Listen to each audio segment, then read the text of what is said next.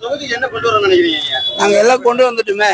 நான் வெற்றி உறுதின்னு சொல்றதுக்கு காரணமே, நான் 2013 எம்எல்ஏ ஆனதால அம்மா எம்எல்ஏ முதலமைச்சராக இருக்கும்போதே திருவொற்றியூர் நெடுஞ்சாலை விரிவாக்கம் பண்ணி கொடுத்தோம்.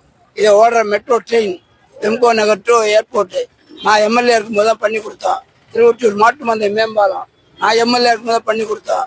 திருவொற்றியூர் இங்கே நெடுஞ்சாலை விரிவாக்கம் பண்ணி கொடுத்தோம். குடிக்க தண்ணி கொடுத்தோம். 7 நாளுக்கு ஒரு நாள் தண்ணி, ஒன்று விட்டு ஒரு நாள் தண்ணி கொடுத்தோம். பாதாள சாக்கடைக்கு ஒன்றும் கொடுத்தோம். பட்டா வாங்கி கொடுத்தோம்.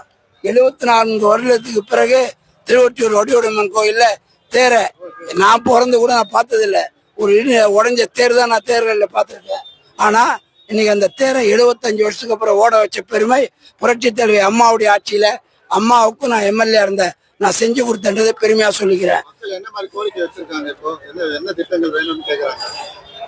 எல்லாத்தையும் முடிச்சிட்டேன்னு நினைக்கிறேன். எனக்கு அப்புறம் வந்தவங்களாம் ஒன்றும் பண்ணல. நான் கொண்டு வந்த கல்லூரிக்கு பில்டிங் கட்டி கொடுத்துருவாங்க, வாழ்த்துக்கள். நான் வேணான்னு சொல்லல. நான் கொண்டு வந்த கல்லூரி, நான் கொண்டு வந்த தாலுகா ஆஃபீஸு, நான் கொண்டு வந்த நூலகம், நான் கொண்டு வந்த ரோடு விரிவாக்கம், நான் கொண்டு வந்த மெட்ரோ ட்ரெயின், நான் கொண்டு வந்த குடிநீர் திட்டம், நான் கொண்டு வந்த ட்ரெயினேஜ், நான் கொண்டு வந்த பட்டா தாசில்தார் ஆஃபீஸு, 800 ஒரு தாசில்தார் ஆஃபீஸு, மணலிக்கு 50 வருஷம் இல்லாத பட்டா, 50 ஆண்டு காலம் இல்லாத பட்டா வாங்கி கொடுத்தேன்.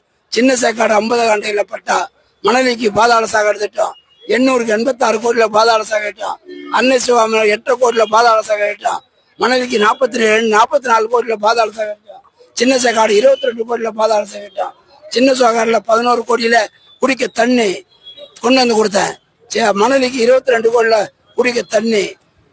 அத்தனை சாலைகளும் திருவத்தூருக்கு மட்டும் நான் எம்எல்ஏ வந்த ஆண்டுல தான் இது சென்னை மாநகராட்சியை சேர்ந்து 500 கோடிக்கு மேல சாலைகளுக்கு மட்டும் 500 கோடி சாலை புதுப்பி மட்டும் பண்ணி கொடுத்தோம்.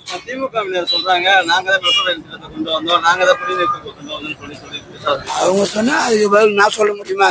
நீங்க தான் மக்கள் தான் அதுக்கு மக்கள் எஜமானர்கள். ஏன் பிரதான தேர்தல் அறிக்கை அண்ணன் எடப்பாடி அறிவிச்ச தேர்தல் அறிக்கை தமிழ்நாடு மக்கள் மத்தியில் பேசும், அவருக்கு வெற்றியை பெற்று ஏன் நான் தான் சொல்லிட்டேன். மக்களுக்கு நான் இவ்வளவு பண்ணி கொடுத்தேன்னு சொல்றேன்ல. நாமினேஷன் வரும்போதே இந்த கூட்டத்தை பார்த்திருப்பீங்க. மே 4ஆம் தேதி தெரியும் யாருக்கு போட்டி, யார் ஜெயிச்சாங்கன்னு தெரியும் உங்களுக்கு.